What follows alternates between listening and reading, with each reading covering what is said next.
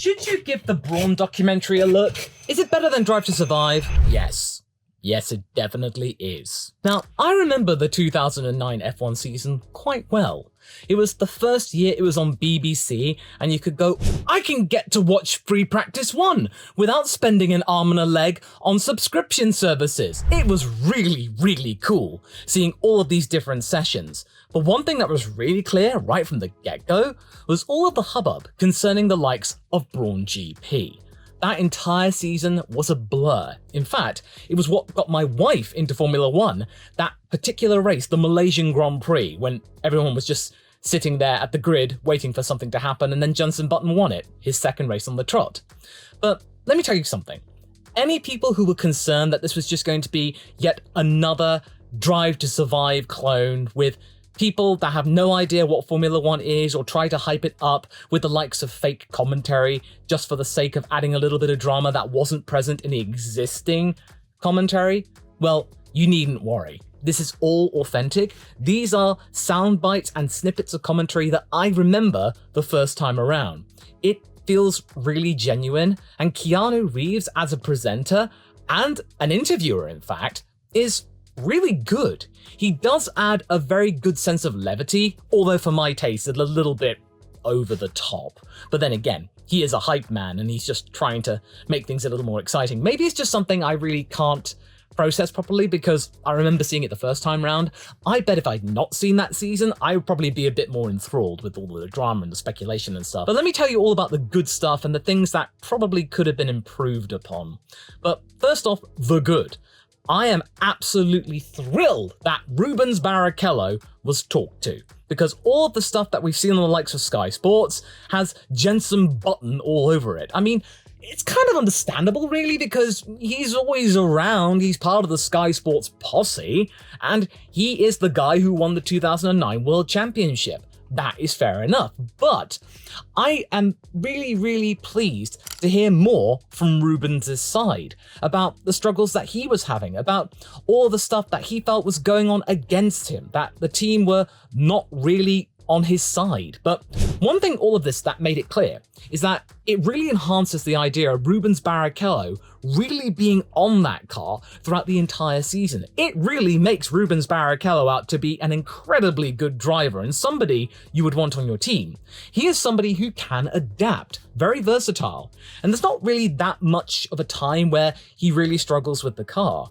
At that point in the season where Jenson sort of hits a curb and he seems to struggle almost, or he doesn't have a good time of it, Rubens comes to the fore and he gets his wins, and it just looks really, really tense. Like, he could genuinely have been a world championship contender. And just to see that pain in particular, where he had to spend 10 minutes away from everybody, spoilers by the way, but this isn't a really big one, just to kind of compose himself before he could then go and congratulate Jenson, his really good friend, who stuck together through thick and thin in the 4 seasons that they were together at Honda and then Brawn.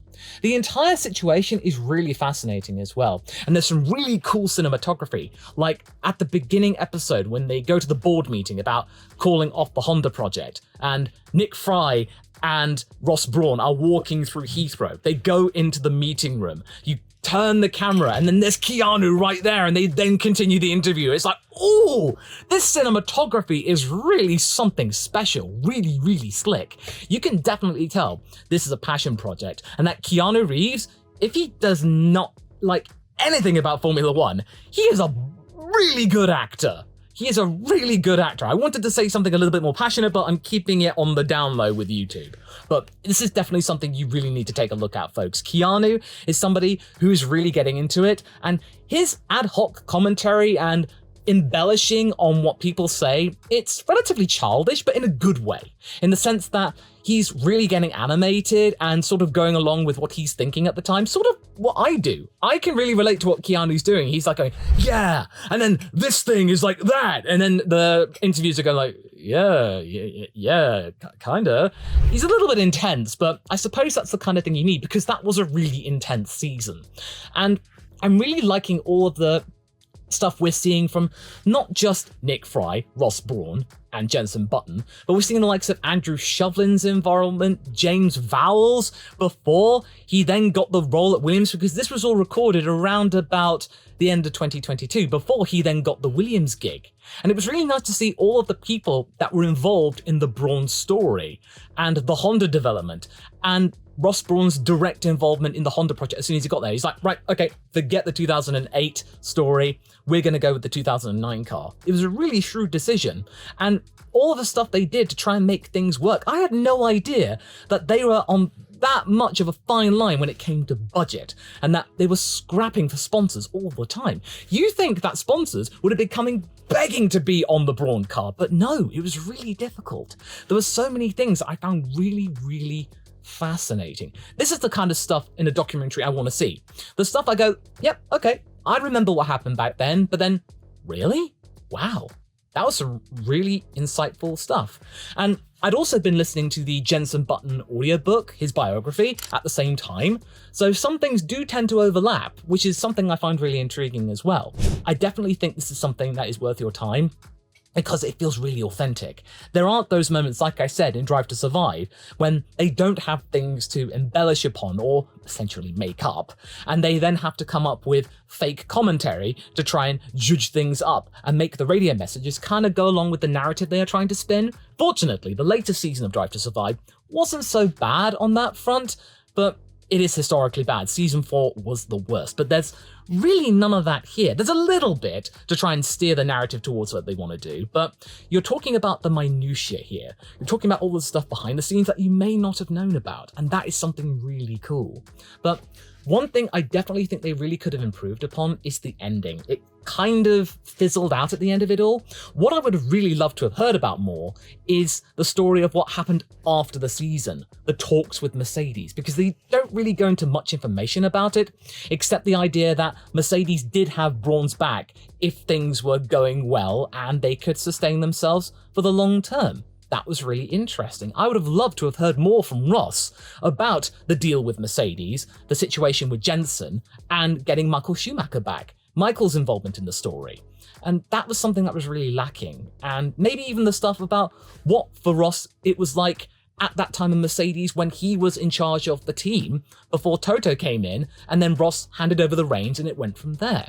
About the idea of the 2014 project, about the evolution of Brawn into Mercedes and then the dominating force ever since then. Because this documentary really reminds to us, folks, that this car, the Brawn BGP01, or how many zeros you want, it then became the W05 and then to eventually the W11. You could easily reskin that Mercedes car into a Brawn car, essentially, because a lot of the Brawn staff are still there as part of the Grand Prix team. It may be called Mercedes AMG, but this documentary feels really homely, it feels really good, and to not have that part of the story in it, it's unfortunate, really, but I suppose it's meant to be about that season specifically, and maybe you don't want to end it on sort of a Debbie Downer sort of an ending, but it's not really that much of a Debbie Downer sort of an ending, because it went to a really good owner, Mercedes kept their word, and Brawn was still the leader, and was able to produce a